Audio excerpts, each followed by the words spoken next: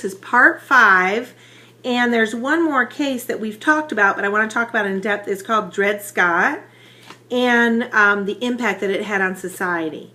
Okay, and I told you that when we separated from King George in our Declaration of Independence, we have it not, the word slavery we couldn't have because it was a compromise because we needed all the states to get to sign it.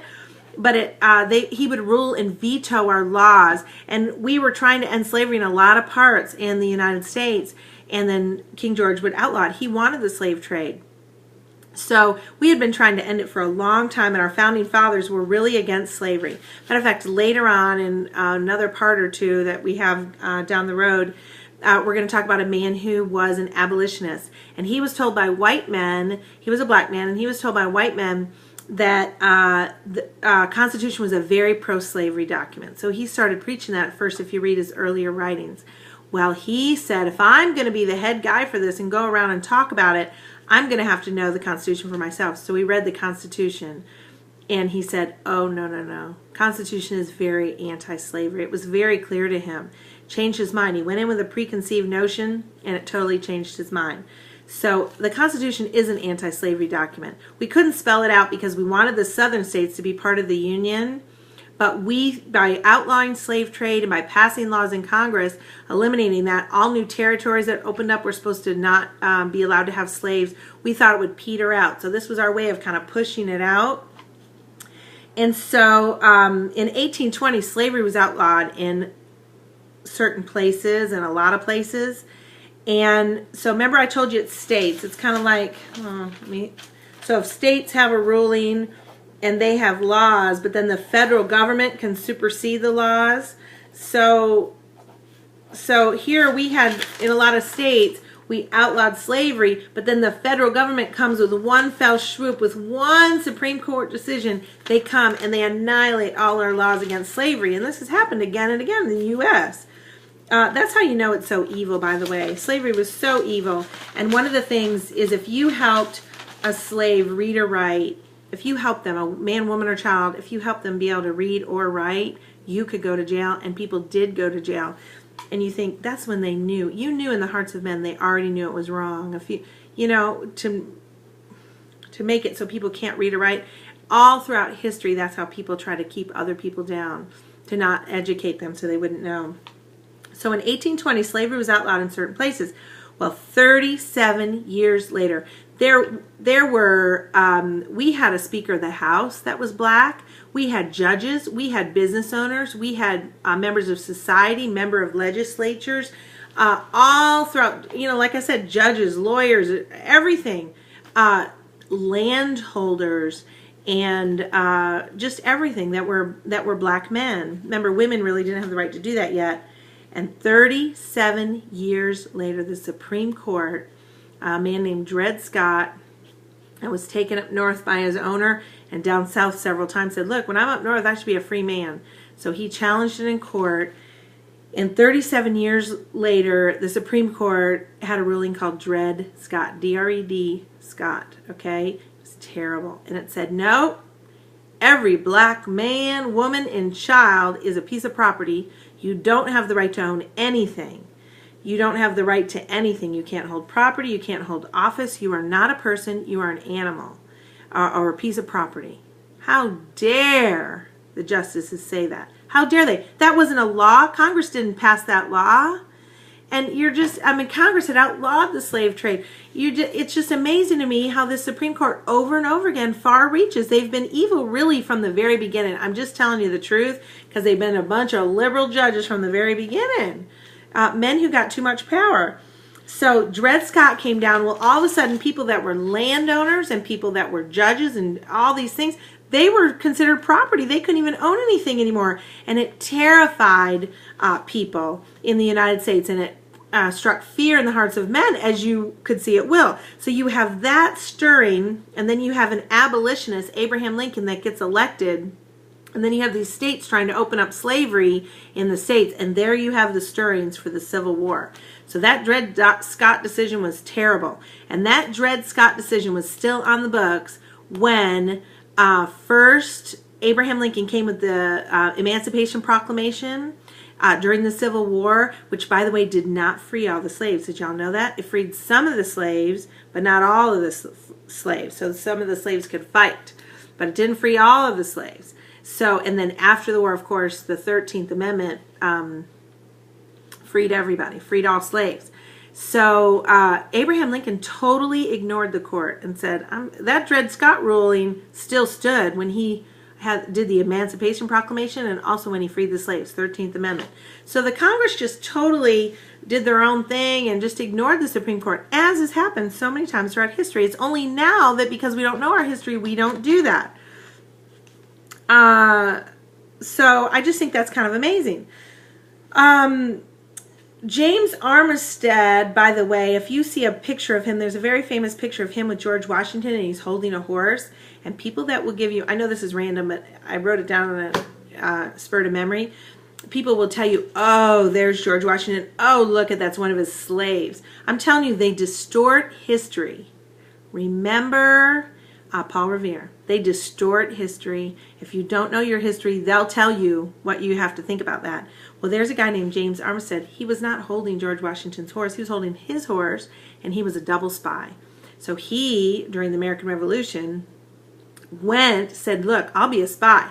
Went to Cornwallis with the Redcoats and the British, and, they thought he was a freed slave, and he worked with them. And what he would do is he'd go to George Washington, and he would give him the information, what they were going to do.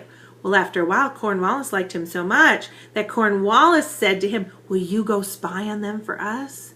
And so James Armistead went and spied supposedly on the American troops. But what he did is not only did he give us information about what the British were doing, but then he also went back to them and gave them misinformation about what the the Americans were doing.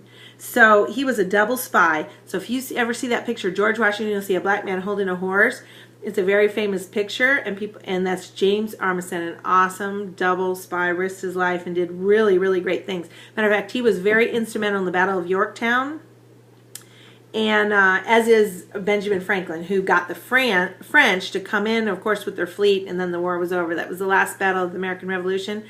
And had Benjamin Franklin not had the French come in, that would have been a real mess. Matter of fact, John Adams went over to help Benjamin Franklin, who in all the pictures you see during the American Revolution, he looks like he's whining and dining and dancing with the French, and he did have some issues, Benjamin Franklin.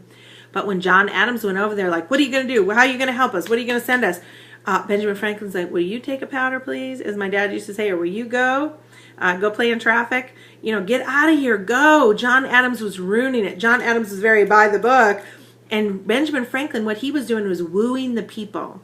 So when we see that picture, you'll know he's wooing the people. And then the people put pressure on the king because he was very socially aware. The people put pressure on the king, who then felt like he had no choice but to help us with the war. Because, the French and English have always hated each other. And it bankrupted our country to do that. But he felt pressured by the people. Oh, I have to help. They all loved Benjamin Franklin because he was just kind of royalty over there. Do you remember, well, you don't remember, but your parents might remember when Princess Diana from England used to come over here, and everybody was like, oh, Princess Diana. They were all enamored with her. Same thing with Benjamin Franklin would go over there. And, some people, like if you ever see the John Adams, that whole thing that they put out about John Adams, I don't like ever doing it from one perspective. Because his perspective, of course, is his way or the highway, and he was a Federalist, so I very much don't want to hear his point of view. I mean, he did some good things too, but I don't want to hear his point of view.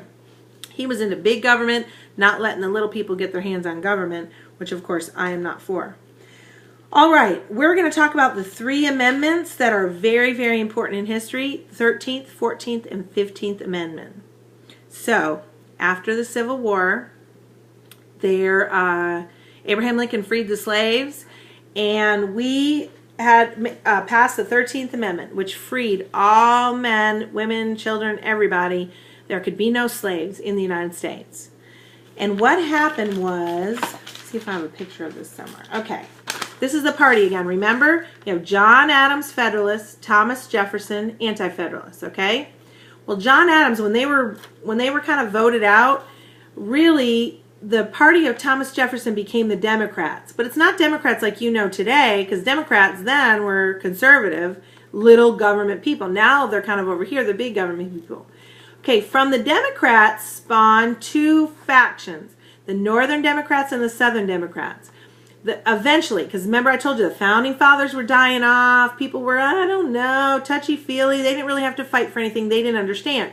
Southern Democrats were like, slavery is the foundation, the very cornerstone of what we believe in. And in their documents where they separate from the United States of America, their secession documents, it says slavery is the cornerstone of our Confederacy.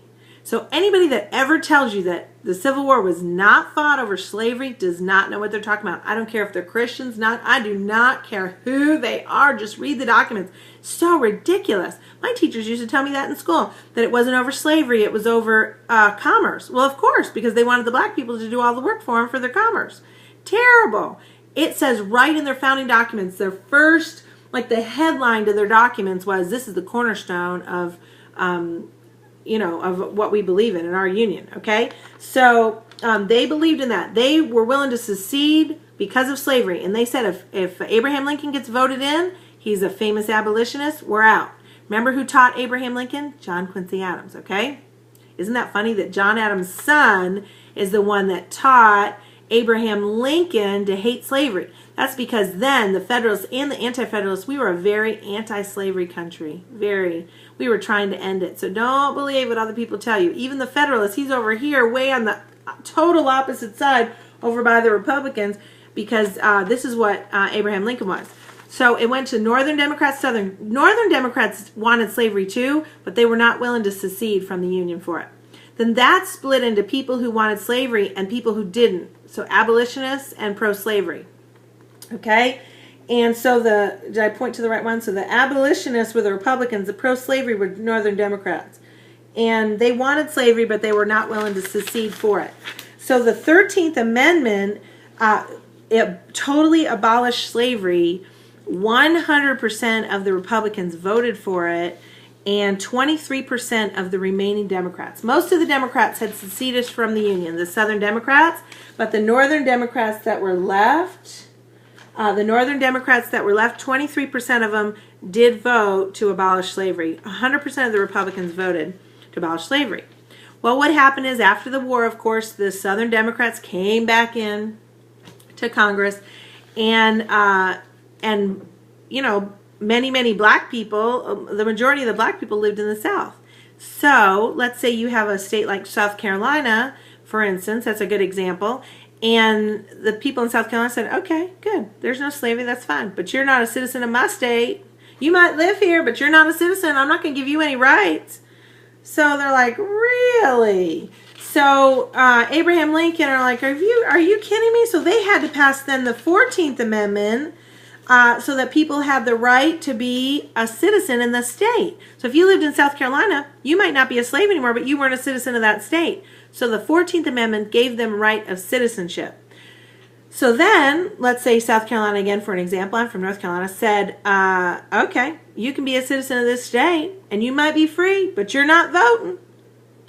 Really? So, and they kept trying to put roadblocks in the way, so then we had to pass the 15th Amendment, which said, yes, they are allowed to vote, and they're a citizen of the state, and they're free. And by the way, later we had to pass more laws because they would try to give them tests that nobody could pass.